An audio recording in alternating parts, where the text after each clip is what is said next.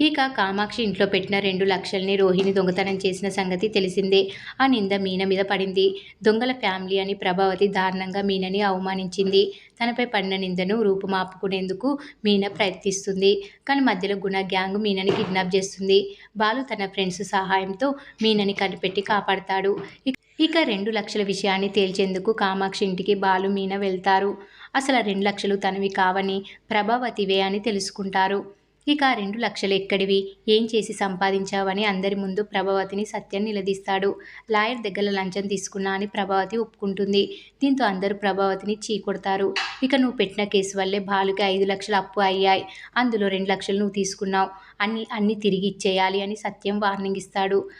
ఆ డబ్బుల కోసం మనోజ్ రోహిణ్లను ప్రభావతి రిక్వెస్ట్ చేస్తుంది. మలేషియా మామని అడుగు అని రోహిణికి ప్రభావతి సలహాలు ఇస్తుంది.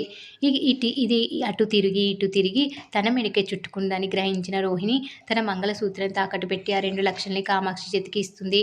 డబ్బులు పోలేదు, డబ్బా మారిందని ఏదో కవర్ చేసి ఆ డబ్బుని ప్రభావతి ఇంట్లో ఇచ్చేస్తుంది కామాక్షి.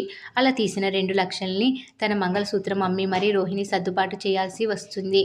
దీన్నే కర్మ అంటారు అని రోహిణి ఫ్రెండ్ విద్య కౌంటర్ వేస్తుంది. ఇక మీనాకి మున్ముందు ఒక కొత్త సమస్య వచ్చేలా ఉంది. మురళి అనే ఓ వ్యక్తి మీనా వెంట పడుతూనే ఉన్నాడు. ఆ మురళి అనేవాడు ఏకంగా బాలు వద్దే సలహాలు తీసుకొని మీనని లవ్లో పడేసేందుకు ప్రయత్నిస్తున్నాడు. మీన వెనకాలే మురళి పడుతున్నాడని బాలుకు తెలిస్తే ఏం జరుగుతుందో. పైగా మీన దూరం అయితే ఎవరినైనా చంపేస్తా అని మురళి అంటున్నాడు. ఇక మీన విషయంలో మురళి ఎంతకి తెగిస్తాడో మున్ముందు చూడాలి.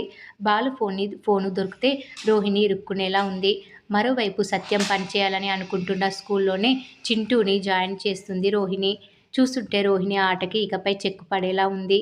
మరి ఏం జరగబోతుందో రాబోయే ఎపిసోడ్లో తెలుసుకుందాం.